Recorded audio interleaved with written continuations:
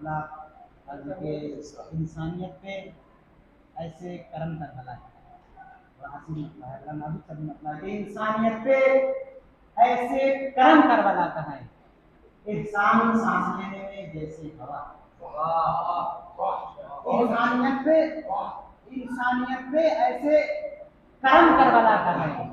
इंसान सांस लेने में जैसे हवा का है, तो पतंगों की तीर फेंक रहा है बहुत जल्दी जल्दी। इंसानियत पे ऐसे कर्म करबला का है। इंसान सांस लेने में जैसे हवा का है, तो पतंगों की तीर फेंक रहा है जुलूस पर, शामिल करे बदन में लहू होना है।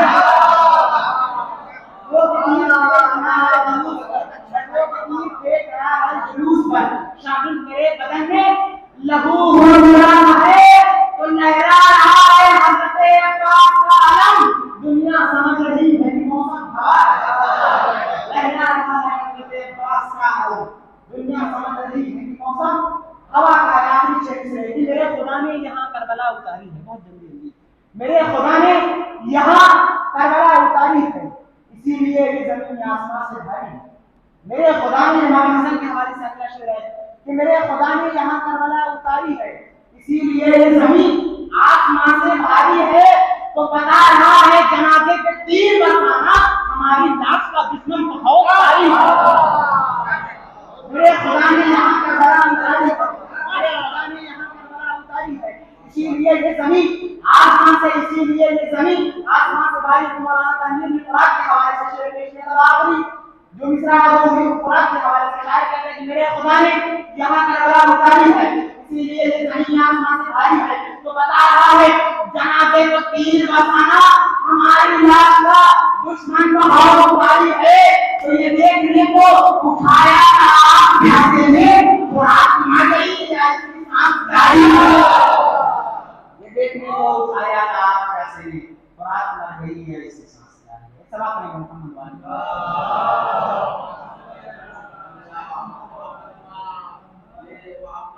जो जनाब माता की सुबदारिश है मुअल्लमा खुदारिश के बारे में मेहमानी मस्जिद में आए मस्जिद में जिस आवाज को हर रोज में बड़ा मौसूफ की जाए मोहम्मद के मैंने बोला है कि ना अब्बास का जो लिख के पिघा देता है, ना अब्बास का जो लिख के पिघा देता है उसके बच्चे को खुदा शेर बना देता है, ना अब्बास का जो लिख के पिघा देता है उसके बच्चे को खुदा शेर बना देता है।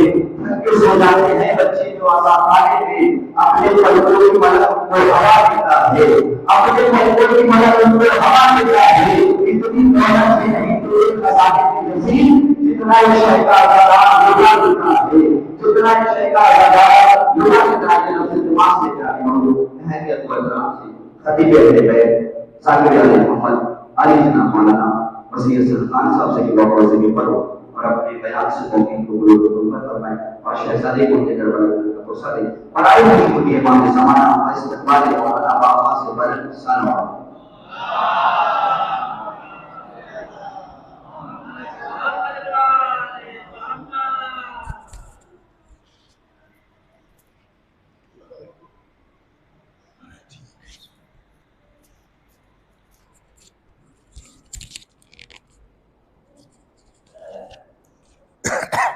फातिहा। नहीं पानी की जरूरत नहीं, बैठिए बैठिए। फातिहा।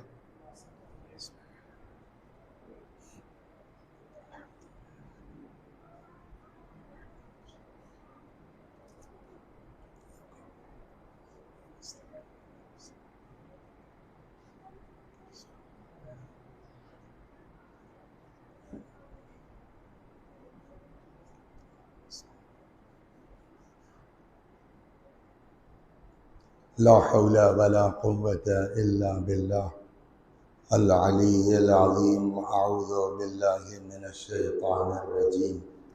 बिस्मिल्लाहिर रहमानिर रहीम।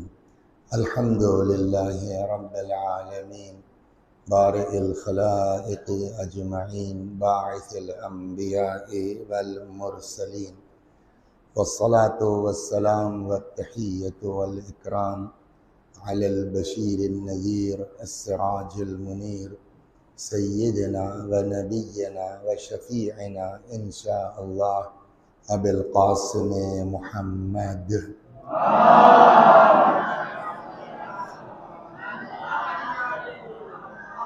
अल्लाहुम्मा सल्लि अलैहि व अला अहले बैतिह मज़ाहिर जलालिक व जमालिक वल्लअनु अला अअदाइहिम अश्शाकीन फ़ीहिम अलमुनहरिफ़ीन अन्हुम अजमईन। अम्मा बअदु फ़क़द क़ाल अल्लाहु तबारक व तआला व क़ौलुहुल हक़्क़। अऊज़ु बिल्लाहि मिनश शैतानिर रजीम। बिस्मिल्लाहिर रहमानिर रहीम। या अय्युहल्लज़ीना आमनू क़ू अन्फुसकुम व अहलीकुम नारा। सलवात बर मुहम्मद।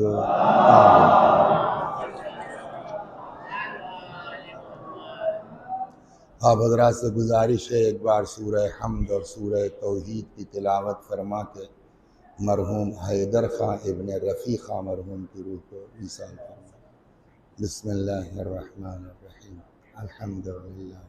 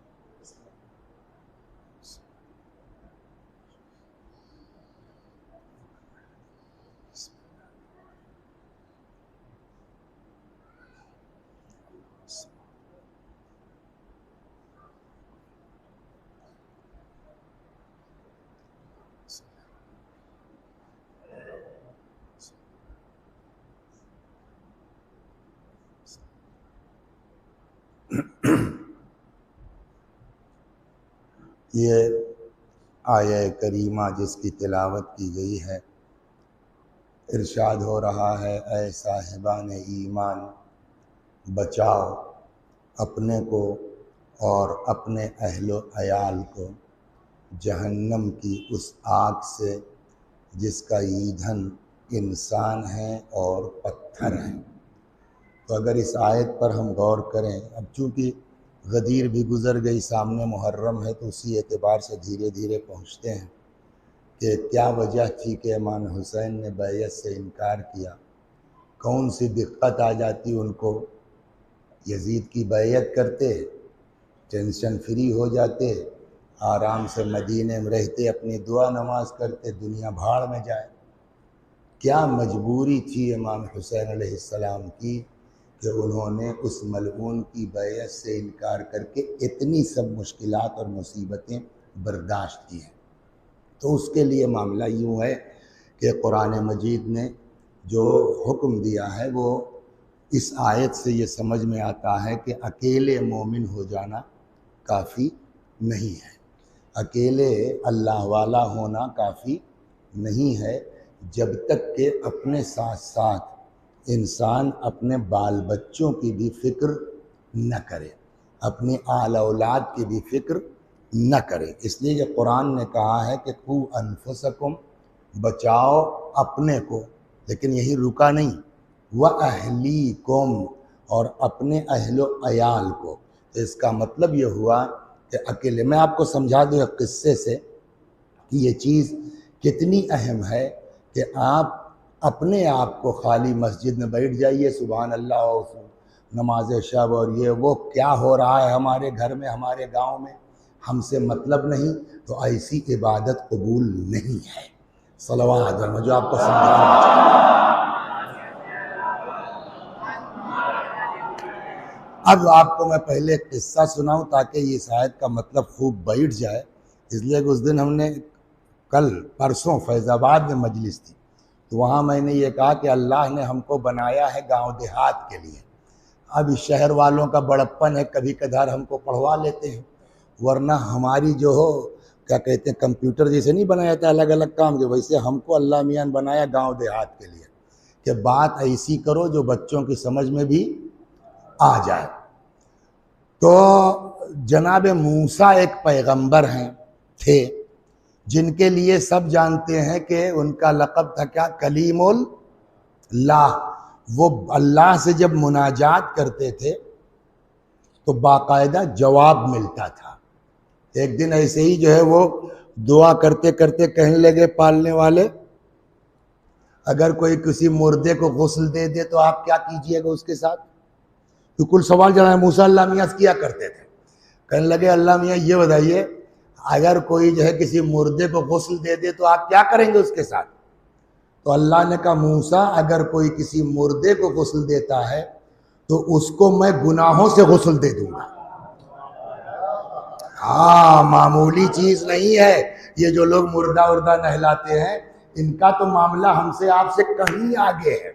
जब अल्लाह मियाँ ने गुनाह से उनको धुल दिया तो अब बचा क्या है।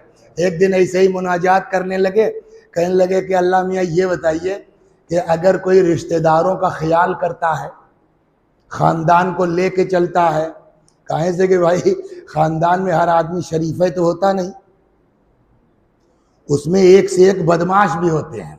और उस वक्त बदमाशी और आगे आ जाती है कि जब आप अल्लाह मियाँ की डर के मारे ढीले पड़ जाइए तो सब समझते हैं कमज़ोर हैं, तो और आपको दाबना शुरू कर देते हैं।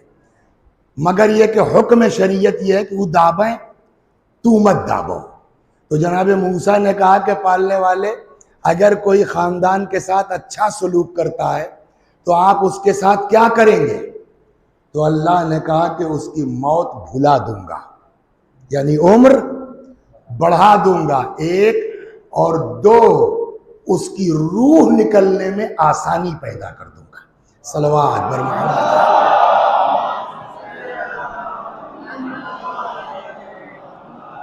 खूब। तो वैसे ही जनाब मूसा एक दिन जा रहे थे तो पब्लिक को पता था कि ये कलीमुल्लाह है, इनसे अल्लाह मियाँ की बात होती है। तो एक दिन जा रहे थे, एक चीज पर अगर गौर किया हो कभी आपने, लड़के वड़के शादी किया कि नहीं किया अभी? हाँ, नहीं, बारात नहीं ले गए ना अभी। प्रधान जी तू कर चुके हो। तो कई गाड़ी थी, मसलन फर्ज कीजिए 15 टॉप, कम कहे या बेसी कहे नहीं मालूम, सही निकला। तो अब 15 गाड़ी जो है वो पूरे खाली चमावा में तो मिलेगी नहीं 15 ठो। तो 2 ठो अंबारी की होगी, तो 4 ठो मलगांव की होगी, तो 5 ठो फूलपुर की होगी। एक दूसरे को ड्राइवर जानते पहचानते नहीं है, लेकिन बारात पहुंचने के बाद देखिए कुल ड्राइवर है एक साथ मिलेंगे। ये गौर किया है ना? ये इसके पीछे चक्कर क्या है? इसके पीछे चक्कर वही है कि जिस काठ का बुकला होता है उसी में लगता है। ये तो हमारे देहात की मसल हो गई। सेम इसी मतलब की मसल फारसी में है। कुनद, हम जिन्स, बा हम जिन्स, परवाज, कबूतर, बा कबूतर, बाज बा बाज। जो जिस टाइप का होता है उसी के साथ रहता है। जिसे हमारा कहते हैं जिस काठ का बुकला है उसी में जाके सेट होगा। तो अब मूसा नबी है। नबी का काम क्या है कि लोगों को अल्लाह से करीब किया जाए। अब एक दिन हजरत मूसा जा रहे थे तो क्या देखा कि एक अंधा, एक नाबीना, वो लेटा है, उसके सिनवा पर 2 परिंदे बैठे हैं और उसके मुंह में कुछ दाना डाल रहे हैं, अंगूर का है, अनार का है, नहीं मालूम। तो आम पब्लिक तो समझेगी कि परिंदा है। मूसा पहचान गए कि परिंदे नहीं बल्कि फरिश्ते हैं। तो अब जो जिस टाइप का होता है उधर ही झुकता है। तो अब नबी ने देखा कि यार इतना अल्लाह से करीब कि फरिश्ते इसको खाना खिला रहे हैं। तो मूसा घूम गए उधर नाबीना की तरफ। तो अब बेचारा अंधा, वो देख तो पा नहीं रहा है। तो उसने कहा कि कौन? तो हजरत ने कहा कि मैं मूसा नबी खुदा। अरे साहब खैरियत तो कहाँ? यानी सिरा बचाओ, बेचारा रिकॉर्ड करा था। हाँ, सल्लल्लाहु अलैहि मोहम्मद। तो या नबी अल्लाह कहाँ जा रहे हैं आप? का जा रहा हूं तूर पर अल्लाह से बात करने के लिए, मुनाजात। तो उसको पता था कि इनको जवाब मिलता है। कहने लगे, ए साहब एक हमारा भी काम कर दीजिए। बोलो। रिजवान, तुमको चांस मिल जाता तो क्या पूछवाते जनाब मूसा से कि टोपी कारोबार चलावेंगे बंद कर दें, ये वाला काम करें कि न करें, फलानी जगह से लड़के का रिश्ता आया है क्या इस्तिखारा करावें। जनाब मूसा आप डायरेक्ट अल्लाह मियाँ से पूछ लीजिए, यही तो पूछते हैं ना बहुत ज्यादा। अगर हम अल्लाह वाले होंगे तो क्या पूछेंगे कि ये बताइए ये सब जो हम कर रहे हैं नमाज रोजा मजलिस मातम ये को कबूल होगा, जन्नत उन्नत मिलेगी कि नहीं मिलेगी। ये बहुत अल्लाह वाले होंगे तब ये सवाल होगा। मगर वहां उस नाबीना को इतना इत्मीनान था कि उसने ये नहीं पूछा कि जन्नत मिलेगी कि नहीं मिलेगी। वो तो ये सोच रहा है कि फरिश्ता खाना खिला रहा है तो हम तो कुछ आए तब है ना। जानते हैं क्या कहा? कया नबी अल्लाह जरा पूछिएगा जन्नत में मेरा पड़ोसी कौन होगा। सलवात बर मोहम्मद। इतना इत्मीनान।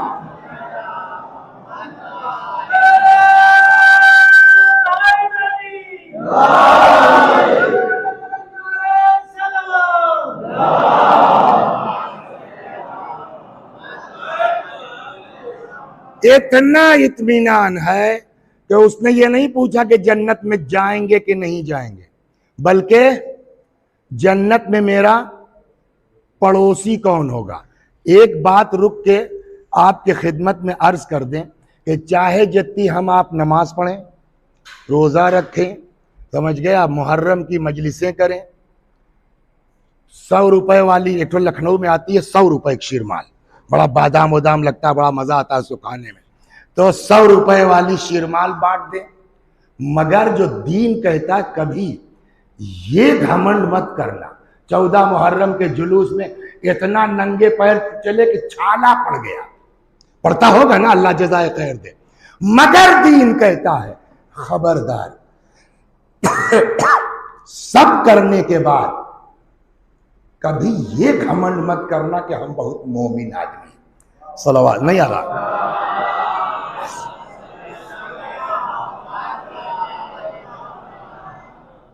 मैं कौनो ढेर पढ़ा लिखा थोड़े हूं और न कुछ पढ़ पाते हैं, और कई सौ मजलिस पढ़ दो आदमी कहता है सुभान अल्लाह। इसके पीछे चक्कर क्या है बेटा जानते हो? यही अदब। मिंबर पे कभी मैं पानी वानी नहीं पीता कि एहतराम मिंबर के खिलाफ है। सलवात बर मोहम्मद। बैठा अब और आगे बढ़े, बीमारी उमारी बढ़ी, मजबूरी हो जाए तो और बात है, अभी कोशिश यही होती है। सलवात बर मोहम्मद आल। तो दीन ये हमको आपको समझाता है कि चाहे जितना 10 मरतबा हज कर लो, 50 बार करबला चले जाओ, मगर कभी ये घमंड मत करना कि हम बड़े मोमिन आदमी हैं। इसलिए कि हमको आपको पता ही नहीं ना कि हम चूके कहां से हैं, हमसे गड़बड़ कहां से हुई है। इसीलिए मैं आपको एक दो हदीस इस पर सुना देता हूं, फिर उस किस्से पर वापस आता हूं। एक दिन जनाब दाऊद को अल्लाह ने वही नाजिल की, दाऊद बश्शिरिल मुज़निबीन व अनज़िर सिद्दीकीन। ए दाऊद गुनाहगारों को बशारत दे दो, बशारत तो समझ रहे हैं ना, खुशखबरी दे दो। व अनज़िर सिद्दीकीन, और सिद्दीकों के जो बड़े बड़े मोमिन लोग हैं इनको कहिए डरें, अल्लाह से डराओ। जनाब दाऊद ने कहा अल्लाह मियाँ इसका क्या मतलब हुआ? गुनाहगारों को बशारत दे दें और सिद्दीकों को डराएं, कैफ़ युबश्शिरुल मुज़निबीन, इसका क्या मतलब हुआ कि गुनाहगारों को बशारत दे दो? आवाज कुदरत आई, बश्शिरिल मुज़निबीन अन्नी अक़बलु तौबा, गुनाहगारों को बशारत दे दो कि मैं तौबा कबूल करता हूं, टेंशन मत लो। वअन्ज़िर सिद्दीकीन अल्ला युअजबू बिअमालिहिम, और सिद्दीकों को डराओ कि खबरदार अपने अमल पर कभी घमंड मत करना। इमाम जाफर सादिक सलामुल्लाह अलैह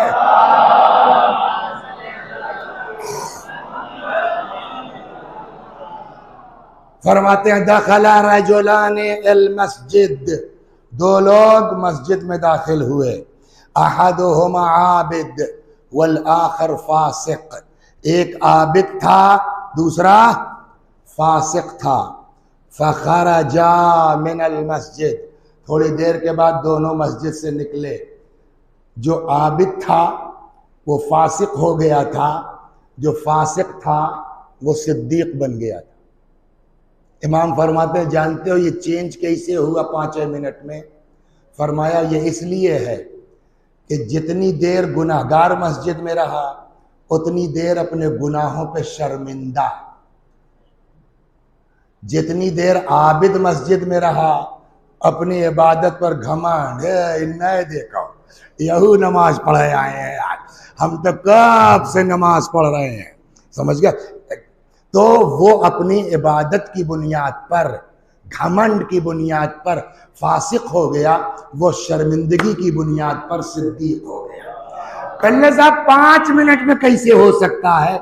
हमने कहा नहीं समझ में आता, आके करबला में देख लो, जो घेर के इमाम हुसैन अलैहिस्सलाम को लाया वो 5 मिनट में अलैहिस्सलाम हो गया, एक से एक कुरान पढ़ लिया, सलवात पर मोहम्मद, समझ गए? ए मौलवी साहब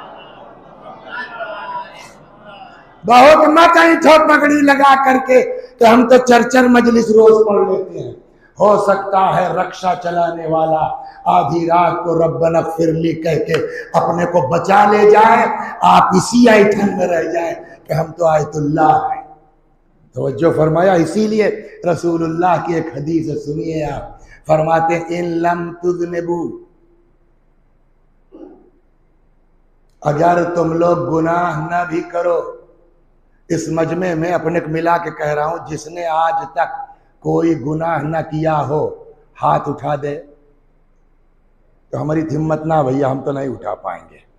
और कोई हो जिसने आज तक गुनाह न किया हो हाथ उठा दे। है कोई? सबके यहाँ कुछ खट्टा कुछ मीठा है ना, लेकिन अगर वाकई इस मजमे में कोई ऐसा हो कि जो ये कहे कि मैंने आज तक गुनाह नहीं किया, तो हमसे आपसे अफजल है कि नहीं है वो? पैगंबर ने कहा बे तोहनन से उतना ना डर है जितना ओ का डर लगा हुआ है।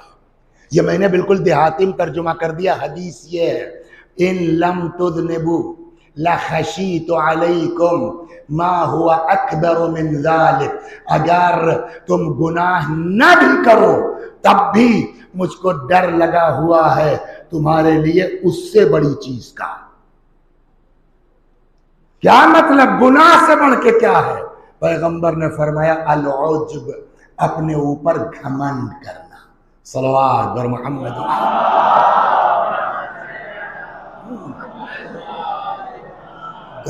घमंड आता कैसे है?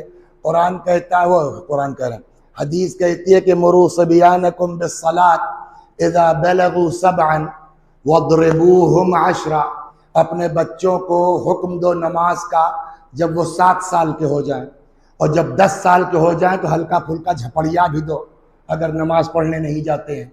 तो अब मालूम हुआ दादा बेचारे बड़े मोमिन आदमी थे, इक्को वक्त की नमाज छूटती नहीं थी। अच्छा, औलाद से मोहब्बत कम होती है आदमी को, नाती पोता से ज्यादा होती है, दामाद से ज्यादा होती है। जैसे कभी कभी ये हमारे भाई लोग हमारी अम्मा को छेड़ते थे, तो हमारे जो बहनोई हैं वो भी बेचारे आलिम हैं, वसी मोहम्मद साहब उनका नाम है। तो लड़के कहें दादी अच्छा ये बताइए कि बाबा ज़्यादा पढ़े लिखे हैं कि फुप्पा? नहीं, वसी हसन वो ठीक पढ़ाते हैं, मजलिसिया अच्छी है, मगर वसी मोहम्मद काबिल हैं। तो ये होता है कि आदमी को बेटे से ज़्यादा पोती पोता, समझ गया, लड़के से ज्यादा दामाद से एक लगाव होता है, मोहब्बत होता है। तो दादा मोमिन आदमी नमाज के पाबंद थे। जब पोता 7 साल का हुआ तो लड़के को तो कभी नहीं पलट के पूछा कि अबे नमाज पढ़ता है कि नहीं, मगर पोतवा को लेके जाते थे। वाजिब कब होगी? 15 साल पर। तो 8 साल अगर कोई बीड़ी पी ले तो नहीं छूटता, और 8 साल अगर कोई लगातार 7 साल की उम्र से नमाज पढ़ की आदत पड़ जाए तो आदत हो जाएगी ना। तो अब साहब 7 साल की उम्र से दादा के साथ जा रहे हैं नमाज पढ़ने, 15 साल होते होते जब तक वाजिब हुआ तब तक हैबिट हो गई। तो अभी 7 साल वाला पोतवा जो था ये भी तो 70 साल का होगा। तो अब इनको ये दिमाग में घुस गई कि अबे मैं तो दादा के साथ 7 बरस की उम्र से नमाज पढ़ रहा हूं, अब जब ये 70 साल के हुए तो कहीं ना कहीं दिमाग में आएगी कि पूरे चमावा में मैं एकलौता हूं जिसकी आज तक नमाज कज़ा होगा नहीं होगा। लगता है इसी टाइप के कोई चचा थे, उनके पास कोई आलिम आ गए, उन्होंने कहा कि कई फसला तो क्या चचा नमाज वमाज का क्या हाल है, नमाज वमाज पढ़ते हैं? चचा को बुरा लग गया, कहने लगे मिसली युसअल अन सलाते, मेरे जैसे के बारे में नमाज के बारे में पूछोगे? वह ना वसल्ली मुन्स कजा व कजा, वह हम कब से नमाज पढ़ रहे हैं, यानी 7 साल की उम्र से। तो मौलवी साहब कहने अच्छा अच्छा माशाल्लाह माशाल्लाह। वह कैफ बुका ओ कफी सलातिक, नमाज में रोने का क्या हाल है, कुछ रोते होते हैं? तो कहने लगे यार इतना रोता हूं मैं कि यही गलवा उलवा कुल भीग जाता है। अब लहजा कुछ रहा होगा ऐठन वाला। तो उस आलिम ने कहा कि तुम हंसते रहते, दिल में खौफ खुदा रखते, ये कहीं बेहतर था उस गिरिए से जो तुमको घमंड में मुब्तला कर रहा है। सलवात दरबार समझ में आ गई। तो खुलासा कलाम ये, चाहे जितने हम मोमिन मुकद्दस हो जाएं, कभी आदमी को ये घमंड नहीं करना चाहिए कि हम बड़े मोमिन हैं, जन्नत तो हमारी पक्की है। ये किस्सा सामने है। तो उस अंधे ने कहा, यहीं से बात छूटी थी ना, कि जरा अल्लाह मियाँ से पूछिए कि जन्नत में हमारा पड़ोसी कौन होगा। जनाब मूसा तशरीफ ले गए, पलटने लगे। अल्लाह ने कहा मूसा मेरे बंदे ने तुमसे कुछ पूछा है। कहा या अल्लाह उसने पूछा है जन्नत में मेरा पड़ोसी कौन होगा। तो अल्लाह ने कहा जाके उनसे कहिए खां साहब जन्नत में जाइएगा तब न पड़ोसी की बात होगी। इतना जिसके सीने पर फरिश्ते बैठ के खाना खिला रहे हैं वो जन्नत में नहीं जा रहा है। हम लोग किस खेत की मूली आए। अब जनाब मूसा को भी शर्म आ रही है ये कहते हुए कि चचा तुमको जन्नत में नहीं जाना है, लेकिन पैगाम्बर हैं, पैगाम तो पहुंचाने हैं।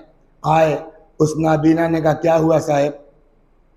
का भैया क्या बताएं, कहते भी अफसोस हो रहा है हमको, मगर भाई अल्लाह का तो पैगाम यही है कि आपको जन्नत में नहीं जाना है। न रोया, न चीखा, न चिल्लाया। कहने लगा साहब आप मुझको देख रहे हैं, फरिश्ता मुझको खाना खिला रहा है, कुछ हूं तब ना। फिर और मैं ये भी जानता हूं कि अल्लाह आदिल है, किसी को बिला वजह जहन्नम में डालेगा नहीं। कुछ हमसे चूक हुई है तो वो वजह क्या है जो हम जहन्नम में जाएंगे? जनाब मूसा ने कहा अब सही बात कही तुमने, ये बताओ तुम तो रहने वाले हो फला जगह के, यहां क्या कर रहे हो? कहने लगे साहब असलम मेरे गौवा वाले जो है सब बड़े बेदीन लामज़हब, अगर उनके बीच रहता तो मेरा भी दीन खराब हो जाता। तो हमने सोचा भैया इन सबों के बीच रहने से क्या फायदा, चलो जंगल बयाबान बसा लो, इबादत करो, कम से कम अपना दीन तो बचा रहेगा, अपनी आक़िबत तो बचा लेंगे। जनाब मूसा ने कहा यही बात खुदा को नापसंद आई है कि तुझको अपनी नजात की फिक्र थी, बकिया गांव वालों की नजात की फिक्र नहीं थी। अगर तुम चमावा में रहते, बस्ती में रहते, यही तो होता ना कि लौंडे बदमाशी करते, कुछ तुम्हारे लिए उड़ा देते, लेकिन बर्दाश्त करते। एक आदमी सुधरता, 2 आदमी सुधरते, तुम अपनी नजात के चक्कर में यहां चले आए, उनका कौन जिम्मेदार है?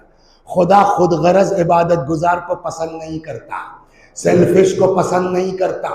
उसने कहा ठीक, मुझको अपनी गलती का एहसास है, बिल्कुल सही फरमाया आपने, मैं बहस नहीं करूंगा।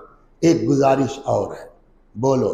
कहा आप जाइए अल्लाह से बात कीजिए, मुझको अपनी गलती का एहसास है। लेकिन उसको पता है कि हमारे कहने से कितने लोग सुधर सकते थे। सबको अल्लाह जन्नत में डाल दे और मेरे जिस्म को इतना वसी और अरीस कर दे कि मैं पूरे गांव का चमावा का अजाब अकेले चखने को तैयार हूं। जनाब मूसा गए, लौट के आए, कहा अब जन्नत तेरी पक्की है। ये क्या, हमने तो अभी कुछ किया नहीं खास। का खाली नीयत बदल गई, अमाल कबूल हो गए। मतलब अभी तक तुझको सिर्फ अपनी फिक्र थी, कोई इबादत रियाजत कबूल नहीं थी। अब अपने साथ साथ बकिया बंदों की भी फिक्र आ गई है, तो अब तुम्हारी इबादत भी कबूल है, तुम्हारी रियाजत भी कबूल है। यही कुरान कह रहा है, या अय्युहल्लज़ीना आमनू क़ू अनफुसकुम व अहलीकुम नारा।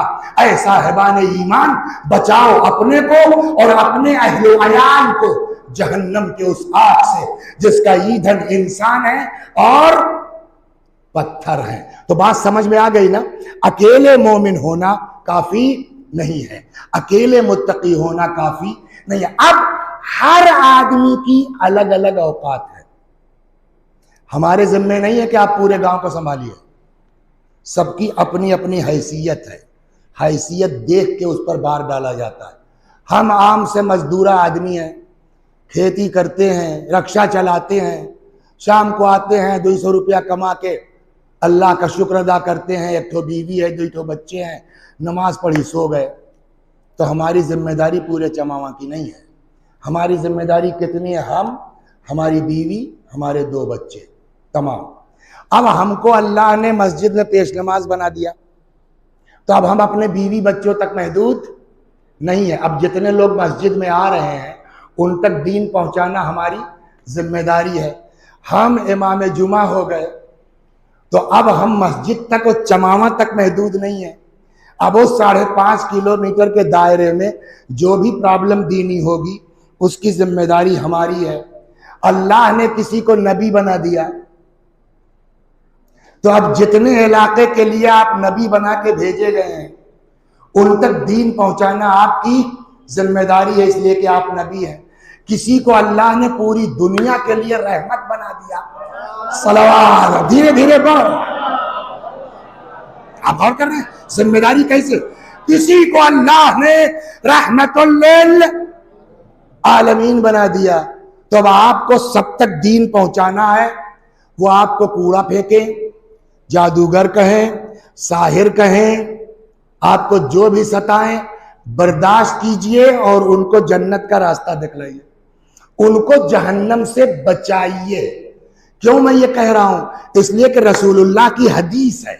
हम लोग कितने बच्चों के बाप हैं? ए रिजवान, कई लड़कियों के बाप हो? 3। वसी हसन साहब कई बच्चों के बाप हो? जिंदा 4। तो हम लोगों की जिम्मेदारी 3, हम लोगों की जिम्मेदारी 4, हम लोगों की जिम्मेदारी 8।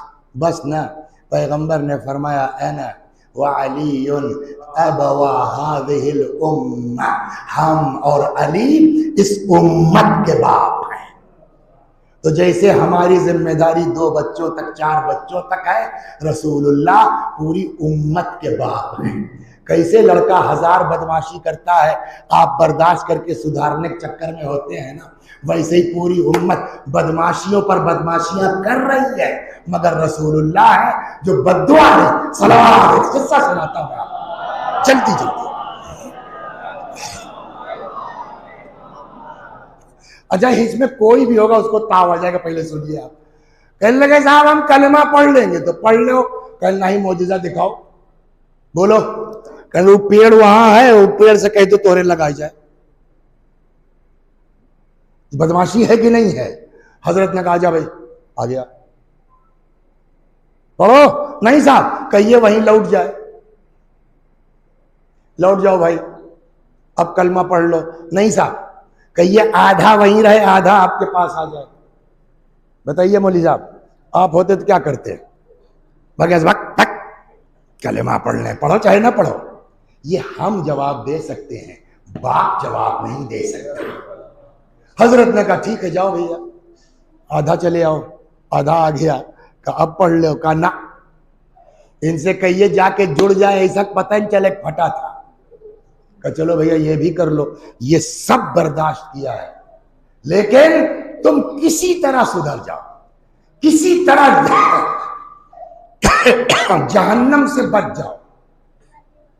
एक यहूदी था, सुनिए आप, वो जाके जंगल से, मदीने और मक्के के दरमियान कांटेदार झाड़ी, वहां से कांटा बीन के लाता था और रसूलुल्लाह के रास्ते में बिछा देता था। मालूम हुआ मस्जिद जा रहे हैं, धंस गया। ये बदमाशी है ना है। एक बार दो बार कभी बद्दुआ नहीं की। आते थे, कांटा निकलवाते थे, दोबारा मस्जिद जाके कसाई के यहां से ओझड़ी लाता था, पचौनी। बुलंदी पे जाके जब रसूलुल्लाह जाने लगे तो उसको फाड़ के पूरी गंदगी रसूलुल्लाह गिरा देता था, है ना। एक बार दो बार चार बार, खाली इतने तो कहना था अल्लाह करे पत्थर हो जाओ, हो जाता वही ना। लेकिन वापस आते थे, गुस्ल करते थे, मस्जिद जाते थे। एक दिन हजरत मस्जिद तशरीफ लाए, न कूड़ा फेंका, वो न कांटा भी धंसा, न ऊपर से गंदगी फेंकी गई। रसूलुल्लाह मस्जिद आए, कहने लगे आज हमारा दोस्त नहीं दिखाई दिया। पब्लिक समझ में नहीं की दोस्त क्या मतलब, कि वही ओझड़ी वाला, कांटे वाला। किसी ने कहा कि अरे साहब वो बीमार है, बताया क्यों नहीं, चलो चलो चलो चलो चलो देखने चलते हैं। तो कुछ लोग हैं ना जो समझते हैं कि ताव दिखाना यही जो है वो इस्लाम है। ताव दिखाना, बुद्धू भाई की तरह से हर बात पे गुस्सा आ जाना, यही मेन ईमान है। आपको इतना सताया साहब, आप उसको देखने जाएंगे ना, हम जाएंगे ना आपको जाने देंगे। रसूलुल्लाह ने फरमाया जी नहीं, मैं भी चलूंगा और आप लोग भी चलिए।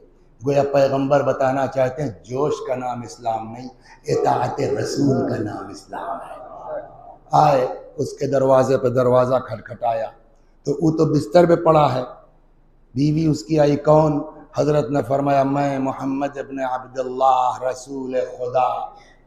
तो उसको तो पता है ना हमारे मियाँ ने क्या क्या बदमाशी की है। कहिए, अरे भाई सुना तुम्हारे मियाँ की तबीयत खराब है, माफ करना हमें देर में इत्तला मिली वरना पहले आते। अब तो दम हक्का बक्का, इतना इनको सताया गया, अयादत के लिए आए हैं। दौड़ी दौड़ी गई, ए मोहम्मद आए हैं, मुसलमानों के रसूल, आपकी अयादत को, और उल्टे माफी मांग रहे हैं, क्या कहते हो, दरवाजा खोलूं? अब तो फंस गया। एक बात बताएं, किसी को गाली दे के आप बेइज्जत नहीं कर सकते। क्या नाम है तुम्हारा? कमर, बड़का कमर, बेवकूफ कहीं का। कल्याणी मौलाना क्या हो गया था आज मेंबर पर? दो एक और बेतुके अल्फाज जो मेंबर से नहीं कह सकते बक दिया। तो कमर की बेइज्जती होगी या बाहर निकल के पब्लिक क्या कहेगी? और ये यारी मौलाना की जबान है। ओ देखो क्या हुआ, गाली खाने वाला बेइज्जत नहीं होता, गाली देने वाला अपनी औकात जाहिर करता है। सलवात दर मोहम्मद जी। खूब, एक और सलवात दर मोहम्मद। असल बेइज्जती ये है कि आदमी अपने अंदर खुद को जलील महसूस करे। हमारा अखलाक ऐसा, तब वो टेंशन में बुला लें वापस कर दें, बुला लें वापस कर दें, कुछ समझ में नहीं आ रहा है। अगर वापस कर दें तो और बुरी बात है। अरबों के लिए दरवाजे आया मेहमान लौट गया तो कुछ देर के बाद कहने लगे यार वापस करना तो ठीक नहीं है, अच्छा बुला लो। एक काम करो, मेरे मुंह पर कपड़ा डाल दो, मैं सामना करने की हिम्मत नहीं है। रसूलुल्लाह पहुंच गए, सलाम अलैकुम, चुप, क्या हाल है, खामोश। हमें भाई देर में इत्तला मिली, कोई जवाब नहीं। जब हजरत फरमा चुके और चुप हुए तब वहीं अंदरों से बोलता है, या रसूल अल्लाह, मैं आपकी किसी बात का जवाब उस वक्त तक नहीं दूंगा जब तक कलमा पढ़वा के मुझे मुसलमान नहीं कर लेते हो। अब समझे ये दीन कैसे, ये क्यों हो रहा है? इसलिए कि ये उम्मत के बाप है। कुरान कहता है बचाओ अपने को और अपने अहलो अयाल को, तुम चाहे जो करो मगर मैं तुमको जन्नत तक पहुंचाऊंगा। रसूलुल्लाह चले गए इस दुनिया से, तो अब उम्मत यतीम है, उम्मत का कोई बाप नहीं है। कभी तो हदीस पढ़ी तुमने, अना व अली अबवा हाज़िहिल उम्मा, हम और अली इस उम्मत के बाप हैं। रसूलुल्लाह चले गए, अब उम्मत को जहन्नम की आग से बचाना किसकी जिम्मेदारी? अली की। आपका घर जला दिया जाए बर्दाश्त कीजिए, गले में रस्सी का फंदा डाल दिया जाए बर्दाश्त कीजिए, वरना जो हुआ ना रसूलुल्लाह के बाद, हिम्मत थी किसी की कि मौला गले में रस्सी डाल देते, खाली घूर देते, पेशाब कर देते, जो आज की जबान में कहा जाए घूर देते, भाग लेते ये सब। इसलिए कि अली वो हैं जिसके हाथ पर दर खैबर कितना वेट था, 320 कुंटल, 32 टन। ये जितने हम लोग मस्जिद में है हिला नहीं सकते। मौला ने 2 उंगलियों से उखाड़ा, ऐसे हाथ पे लिया, पूरी फौज गुजर गई, पैर भी जमीन पे नहीं। है कोई आला जो मौला की ताकत नाप ले? है कोई मशीन जो अली की कुव्वत? ऐसा बहादुर आदमी, उसके गले में कोई रस्सी डाल सकता है? खाली घूर दे तो पेशाब कर देगा। वालेकुम अस्सलाम।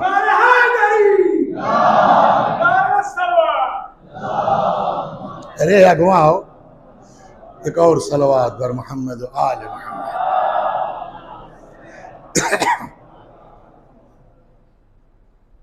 है कोई ताकत जो मौला की मशीन जो मौला की ताकत नाप ले?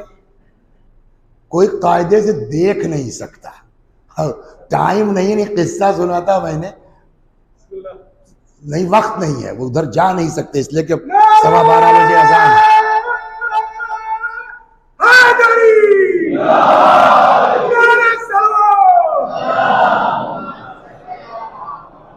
एक मर्तबा का किस्सा है, समझ गए आप। एक आदमी कोई मस्जिद है, मामला हो गया था, तो मौला ने कहा कि क्या तय चले, बे वो मेरा है, मौला थोड़ा इस तरह बोलते हैं। तो कहने लगे साहब आपके मारने की प्लानिंग थी, क्या सेटिंग थी? का सेटिंग ये थी कि हम सलाम पढ़ेंगे, अस्सलाम वालेकुम रहमतुल्लाह, गर्दन मार देना। तो अगर वो पढ़ देता तो मार देते, कहाँ मार देते? मौला ने पकड़ा, गरीबान मस्जिद किस्सा है, और पटक दिया उसको वहीं, जानू उसके सीने पे रख दिया।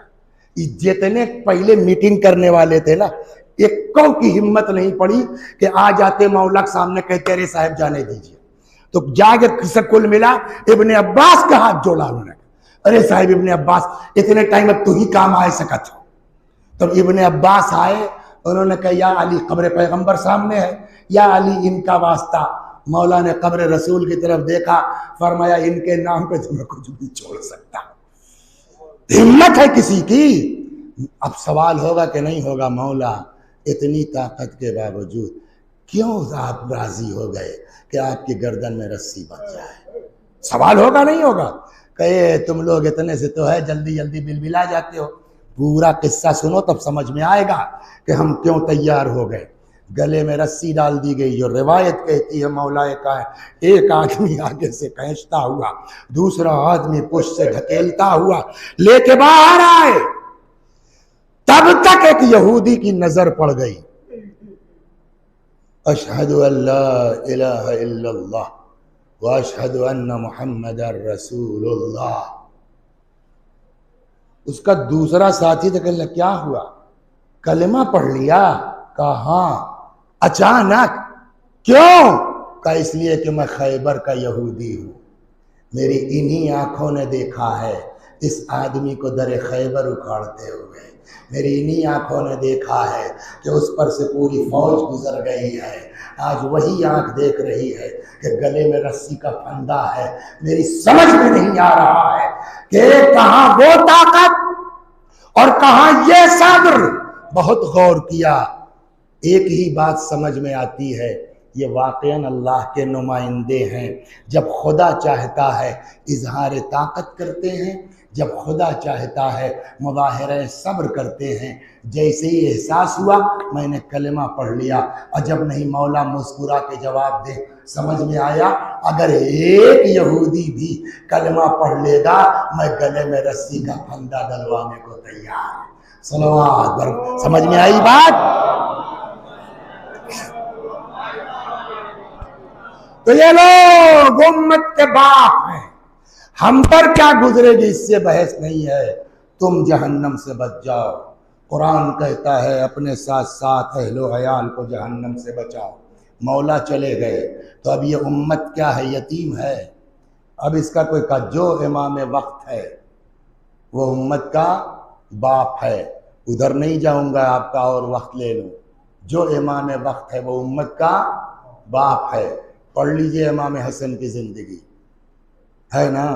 मेरी कोई औकात है, मेरी कोई हैसियत है, अभी वहाँ से कोई आदमी आए, ए उतर, खाली इतने कह दे, वो मस्जिद से बाहर नहीं जा पाएगा, 2-4 झापड़ तो खा ही जाएगा, जबकि वो कहने वाला चमावा का है और हम बाहर से आए हैं। उसके बावजूद वो हमको एक जुमला कह के मस्जिद से निकल नहीं सकता। क्या खास बात है हमारे अंदर? हम क्या हैं? कोई राजा महाराजा हैं? बहुत बड़े नवाब हैं? ये सब आसामी हमारे हैं? फिर क्यों खड़े हो गए? कहा नहीं, तुम्हारी वजह से नहीं, इन सब को मोहब्बत है अपने हुसैन से, और तुम उस हुसैन के जाकिर हो तो उनकी वजह से होगा, तुम घमंड मत करना। आज 1400 साल के बाद अगर कोई उनके दर से वाबस्ता है तो आप 4 बात कह के निकल नहीं सकते, तो खुद उनको, जबकि वो लोकल हैं। जो आदमी आके गाली दे रहा है वो शाम का है। इमाम हसन को जो मुंह में आया बका भाई। पब्लिक क्या कर रही थी? पब्लिक क्या कर रही थी? सवाल है। पब्लिक छोड़िए भाई, अपने घर वाले क्या कर रहे थे? हजरत अब्बास कहाँ थे? मुस्लिम इब्ने अकील क्या कर रहे थे? इमाम ज़ैनुल आबिदीन क्या सगे चचा है ना, भाई है ना।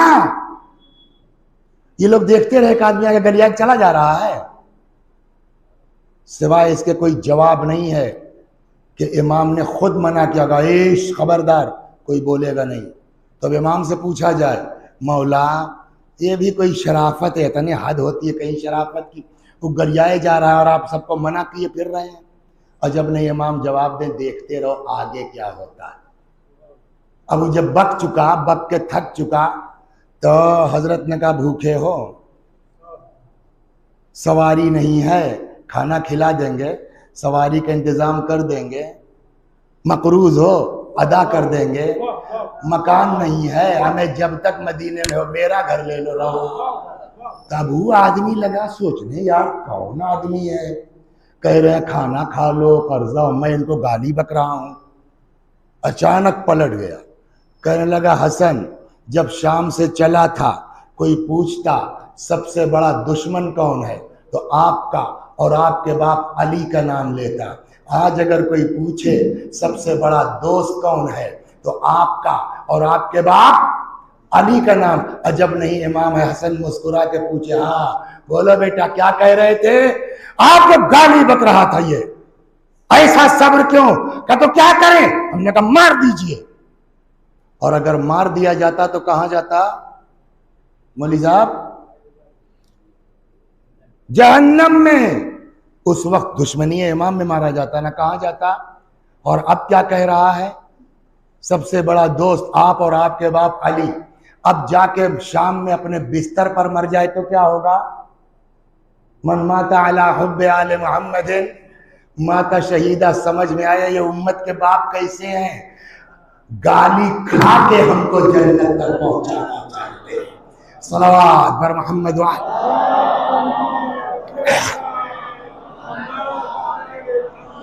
अब जब इस 40 मिनट में इतना समझ में आ गया तो वो शुरू का एतराज, अब हमको कुछ पढ़ने की जरूरत ही नहीं है, समझ जाएंगे। इमाम हुसैन अलैहिस्सलाम बिला वजह यजीद की बैयत से इनकार करने की क्या जरूरत थी? चुपचाप बैयत करते, मदीने में रहते, अपने नमाज रोजा करते। कोई ठेकेदार है? कहा हाँ। क्यों? कहा इसलिए कि ये उम्मत के बाप हैं, ये अकेले नजात की नहीं, इनको पूरी उम्मत को बचाना है। इससे पहले तो मामला हल्का फुल्का था, लेकिन जब यजीद का जमाना आया तो यजीद वो है जो नमाज को मना कर रहा है, जो इबादत को मना कर रहा है, जो सौतेली माँ से निकाह को जायज करार दे रहा है, जो कहता है शराब पी सकते हो। और वो यजीद आके इमाम हुसैन से कह रहा है बैयत कर लो, बैयत कर लो, मतलब हम जो कर रहे हैं वो सब ठीक है। कर सकते थे बैयत तो दीन कहां बचता, इस्लाम कहां बचता? हुसैन उम्मत के बाप हैं। अपना घर लुट जाए बर्दाश्त है, अपना जवान चला जाए बर्दाश्त है, मैं सब बर्दाश्त कर लूंगा, उम्मत का बाप हूं, दीन नहीं मिटने दूंगा। चूंकि उम्मत के बाप थे इसलिए जवान बेटा कुछ नहीं है। अच्छा, ये एक अल्लाह वाले के लिए इतना बड़ा कोई मैटर नहीं है। जवान बेटा मार दिया गया, भाई मार दिया गया। सबसे सख्त काम बताएं क्या है? यहां का थाना कौन सा है प्रधान जी? फूलपुर। फूलपुर से 2 पुलिस वाले आवे आपके गांव में, अल्लाह न करे, और हमारे घर की 4 औरतों को एक रस्सी में बांधें और यहां से अंबारी चौराहे तक लेके चले जाएं, आदमी गांव छोड़ देगा गैरत के मारे, है या नहीं? आदमी कहेगा औलाद मर गई होती उतना न खलता जितना इससे हमको असियत हुई। इमाम हुसैन अलैहिस्सलाम को पता था कि यह होना है। आप बताइए इंसाफ से, हमारे घर की औरतों की इज्जत व आबरू ज्यादा है या अली की बेटियों की? हमारे घर की औरतों की आबरू ज्यादा है या फातिमा की बहुओं की? इमाम हुसैन को पता था, लेकिन ये सब बर्दाश्त किया। सवाल है ना, काहे के लिए बर्दाश्त किया? अनफुसकुम, ताकि हमको नजात दिला सकें, ताकि हमारा दीन बचा सकें, ताकि हमको जहन्नम से बचा सकें। बस यहां तक आ गए ना, जल्दी जल्दी। कुरान में एक आयत, तो ये आप इंसाफ से बताइए, इमाम हुसैन का एहसान हमारे आपके ऊपर है कि नहीं है? है ना? एहसान है कि नहीं है? और जब एहसान है तो अब कुरान की आयत पढ़िए, हल जज़ाउल एहसान इल्लल एहसान। क्या एहसान का बदला एहसान के अलावा कुछ हो सकता है? नेकी का बदला नेकी के अलावा कुछ हो सकता है? जिस हुसैन ने हमारी नजात के लिए जवान बेटा कह दे दिया, भाई दे दिया, भतीजे दे दिया,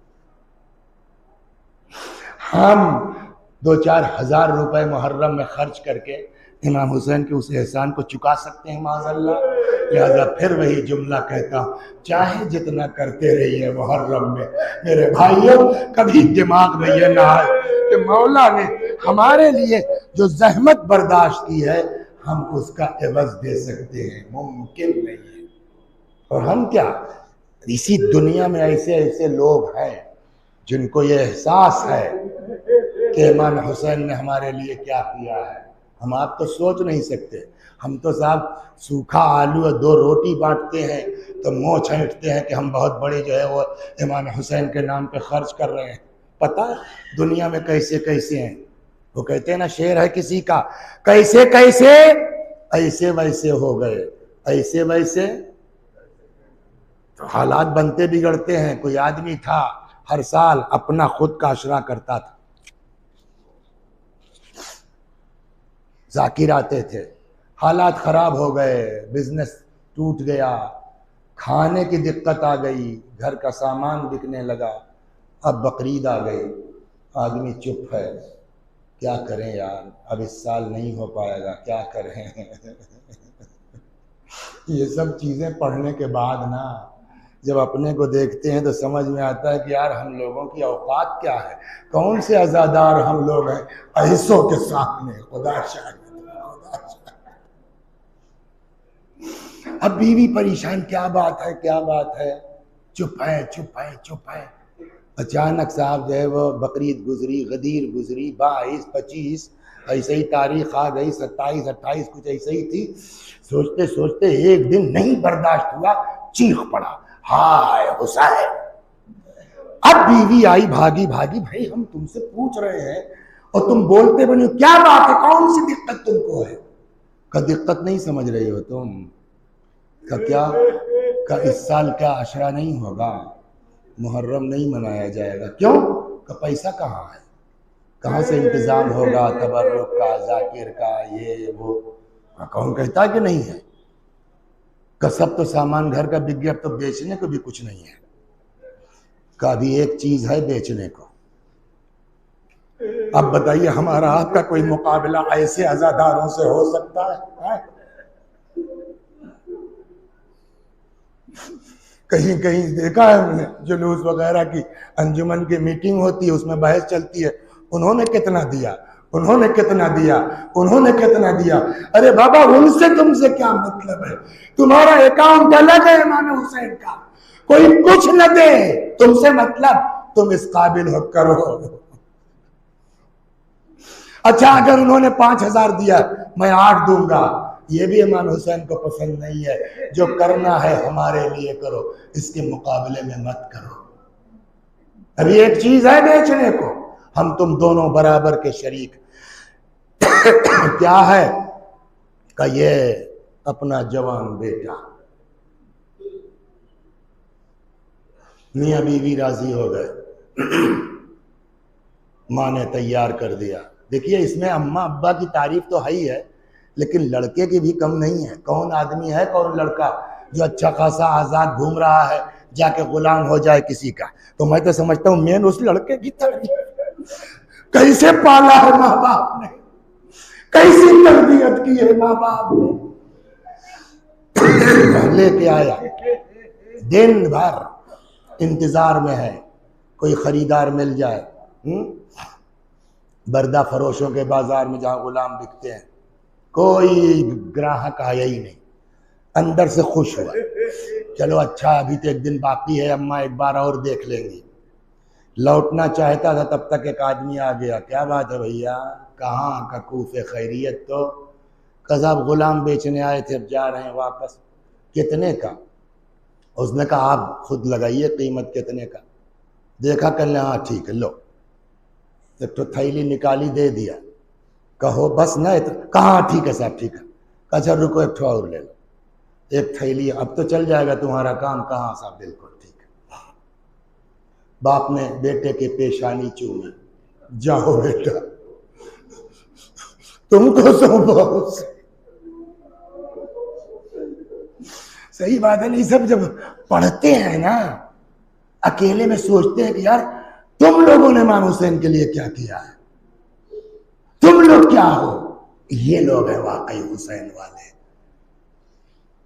सवार हो गया, ये लेके आए पैसा, बीवी को दिया, तैयारी करो। अभी मियाँ बीवी में बात चल रही थी, किस्सा सुना रहे थे, ऐसे हुआ ऐसे हुआ। तब तक किसी ने दरवाजा खटखटाया। कौन? अम्मा खोलो, मैं हूं। वही लड़का भाग आए, का दरवाजा तो खोलो, बताता हूँ। दरवाजा कहा, क्या हुआ, कैसे, कहाँ दिख रहे हो? का असल में अम्मा जब अब्बा भी छोड़ के चले आए और मैं उस खरीदने वाले के घोड़े पर पीछे बैठ गया, तो मुझको तुम्हारी याद आने लगी अम्मा। मैंने संभाला अपने को, आहिस्ता आहिस्ता सिसकना शुरू किया। तब भी उस खरीदने वाले ने महसूस कर ली आवाज, रुक गए। क्या बात है, रो क्यों रहे हो? तो हमने कहा साहब जिस मालिक के यहाँ थे वो बहुत मानता था। एक मर्तबा सवार बोला, क्यों झूठ बोलते हो? मालिक था तुम्हारा वो? कि बाप था? हाँ साहब बाप था। तो कहीं